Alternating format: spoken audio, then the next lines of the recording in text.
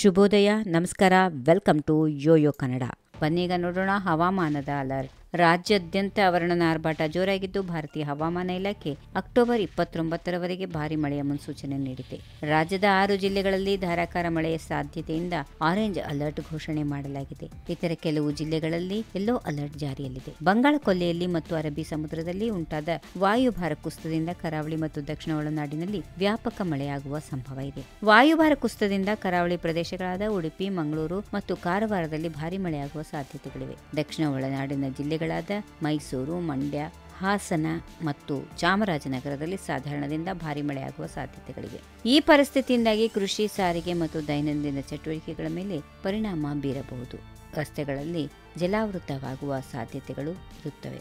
ಸಂಚಾರಕ್ಕೆ ತೊಂದರೆ ಕೂಡ ಉಂಟಾಗಬಹುದು. ಹವಾಮಾನ ಇಲಾಖೆಯ ಪ್ರಕಾರ ಮುಂದಿನ ಕೆಲವು ದಿನಗಳವರೆಗೆ ರಾಜ್ಯದಲ್ಲಿ ಮಳೆಯ ತೀವ್ರತೆ ಮುಂದುವರಿಯಲಿದೆ. ಕರಾವಳಿ ಮತ್ತು ಒಳನಾಡಿನಲ್ಲಿ ಗಾಳಿಯೊಂದಿಗೆ ಮಳೆಯಾಗುವ ಸಾಧ್ಯತೆಗಳು ಇವೆ. ತಾಪಮಾನದಲ್ಲಿ ಕೂಡ ಏರಿಳಿತ ಇರುತ್ತದೆ.